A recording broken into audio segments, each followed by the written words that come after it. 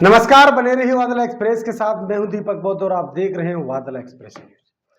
हम बात कर रहे हैं मध्य प्रदेश में होने वाले उस कार्यक्रम की जो 11 अप्रैल को एक बड़े स्तर पर होने जा रहा है।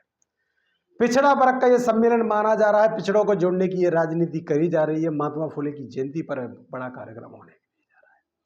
मुख्य अतिथि कौन रहेगा, कैसे कार्यक्रम की रूपरेखा है, हम बात कर रहे हैं उस पर। तो उससे पहले अगर हमारे चैनल पर आप नए हैं तो सब्सक्राइब करिए और वीडियो को ज़्यादा से ज़्यादा शेयर करिए और फॉलो करना हमें ना भूलें। बने रहिए इंस्टाग्राम पर भी। तो मध्य प्रदेश में 11 अप्रैल को होने वाले 2025 में इसी बरस से यानी बाबा साहब डॉक्टर अम्बेडकर की जयंती से पहले महात्मा फुले की जयंती पर एक बड़ा कार्यक्रम बहुजन समाज पार्टी के तत्वाधान में ग्वालियर फूलबाग मैदान के दूसरे सेकंड मैदान में ये किया जा रहा है। यहाँ पर पहले भी आकाश आनंद का एक बड़ा कार्यक्रम हो चुका है। अब वहाँ पर मुख्य अतिथि रहेंगे सांसद रामजी गौतम। रामजी गौतम आएंगे। उसके बाद क्या कुछ होने वाला है मध्य प्रदेश में। मध्य प्रदेश में अभी चुनाव तो नहीं है, लेकिन मध्य प्रदेश की जो राजनीति है उस पर एक बड़ी प्रक्रिया बन रही है। 2018 के चुनाव में, 2023 के चुनाव में, 2024 के चुनाव में बसपा को बुरी तरह से मात मिली मध्य प्रदेश में। और मध्य प्रदेश का खासकर ग्वालियर चंबल जो अंचल है, भिंड मुरैना क्षेत्र है, जहाँ पर बहुजन समाज पार्टी एक बड़ी मजबूती के साथ कदम रखती हुई आई है। यहाँ की जो 34 सीटें हैं उन सीटों पर बहुजन समाज पार्टी कहीं ना कहीं 34 सीटों पर अपना प्रभाव रखती रही है। यानी कई सीटों पर लगातार जीत भी दर्ज कर ली है।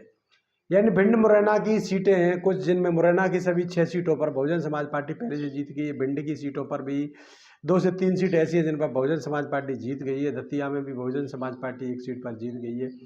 तमाम ऐसी डबरा सीटें हैं उसको भी बहुजन समाज पार्टी जीती है। ग्वालियर की 2 सीटें बहुजन समाज पार्टी पहले से जीत गई है।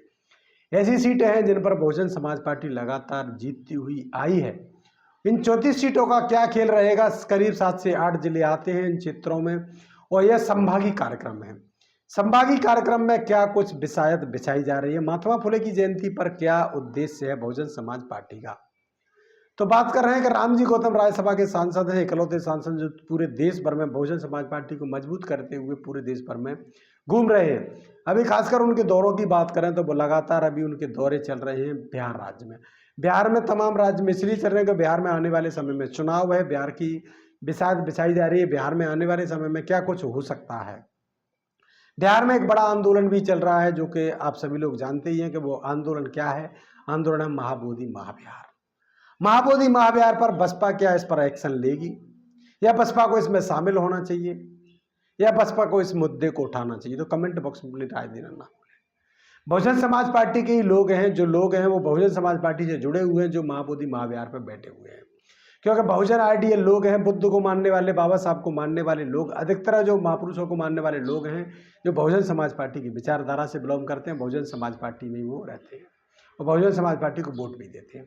तो इस समय क्या बहुजन समाज पार्टी को वहाँ पर समर्थन करना चाहिए बिहारी चुनाव में, या फिर बहुजन समाज पार्टी को ऐसे मुद्दों से दूर रहना चाहिए। क्योंकि धर्म की राजनीति पे सबसे पहले बीजेपी करती है। अभी वक्फ बोर्ड का जो आया है डिसीजन, उस पर भी धर्मों के, तमाम धर्मों के जो मठ मंदिर हैं उनके भी हिसाब किताब लिए जाएंगे। यानी मुस्लिम हो, सिख हो, ईसाई हो, बौद्ध हो, जैन हो, सभी को अब समितियां गठित होकर सरकार अपने हैंडओवर लेने के प्लान में भी हो सकती है। वक्फ बोर्ड को जिस प्रकार से वक्फ बोर्ड की जो कमेटी थी उस पर जो डिसीजन आया, उसके बाद तमाम मुस्लिमों में रोष भी है। तो कई जगह पर मुस्लिमों ने इसका समर्थन भी किया है। तो हम बात कर रहे तो उत्तर प्रदेश, मध्य प्रदेश, राजस्थान, छत्तीसगढ़, बिहार, इन राज्यों में क्या बसपा अपनी बिसात बिछावी में कामयाब रहेगी। 2027-28 और 29 के जो चुनाव है उससे पहले परसिमन की भी सुगबुगाहट दिखाई दे रही है। 2026 में कई क्षेत्रों में परसिमन होंगे, जिसके साथ सीट घट बढ़ भी सकती हैं। अधिकतर तो बढ़ती ही हैं सीटें, लेकिन कुछ सीटें आरक्षित होने के चांस भी हैं। तो बहुजन समाज पार्टी का 11 अप्रैल को एक बड़ा कार्यक्रम है जिसकी शुरुआत हो गई है मध्य प्रदेश में। मध्य प्रदेश के ग्वालियर से कार्यक्रम 11 अप्रैल को है, जहां पर राज्यसभा सांसद रामजी गौतम उपस्थित रहेंगे। वहीं साथ में रहेंगे केंद्रीय कोऑर्डिनेटर दिलीप बौद्ध, साथ में रहेंगे प्रदेश अध्यक्ष रमाकांत पिप्पल और तमाम लोग वहां पर मौजूद रहने वाले हैं। और उसी के संबंध में लगातार मीटिंग भी चलना शुरू हो गई है। और मीटिंगों की बात करें तो मीटिंग अब ग्वालियर में भी चल रही है, मुरैना में भी चल रही है, भिंड में भी चल रही है। ग्वालियर चंबल अंचल जो है जो 2 जून है उन दोनों जोनों में लगातार मीटिंग चल रही है। तो बात करें तो प्रदेश के केंद्रीय प्रभारी चाहे दिलीप बौद्ध हों, प्रदेश रमाकांत पिप्पल हों, राय सिंह बौद्ध हों, जो जोन कोऑर्डिनेटर हैं डॉक्टर विद्याराम कौशल हों, तमाम जो नेता हैं वो लगातार लगे हुए हैं और तमाम क्षेत्रों में अपना काम कर रहे हैं।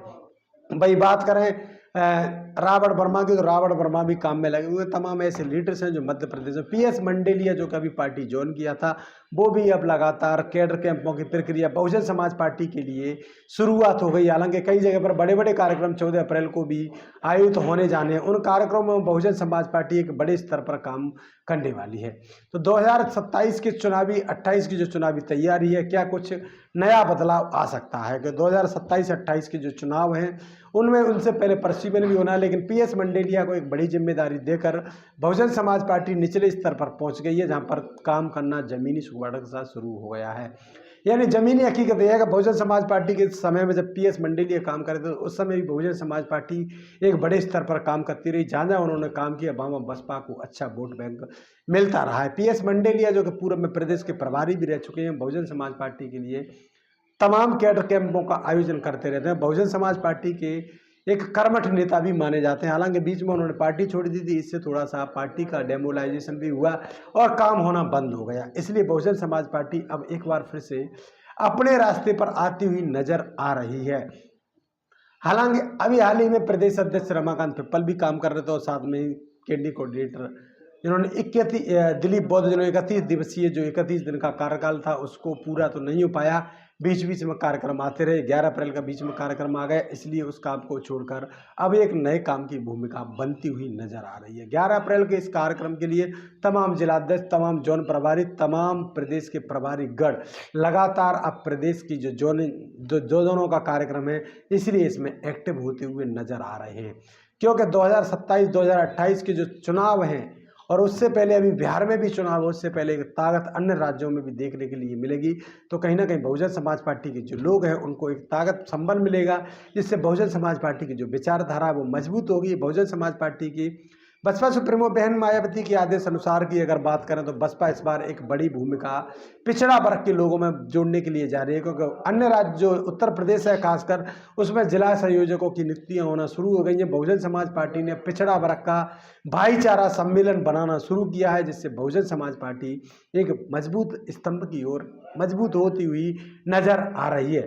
हालांकि आकाश आनंद को जब से बाहर किया तब से युवाओं में थोड़ा सा ठंडक दिखाई दे रही है और युवाओं की मांग भी है कि आकाश आनंद राष्ट्रीय कोऑर्डिनेटर जो बने थे और वो एक बार फिर से क्या मैदान में आ सकते हैं। तो बहुजन समाज पार्टी की मुखिया क्या आकाश आनंद को दोबारा लेकर आएंगी या फिर ईशान आनंद पर दाव खेल सकती हैं।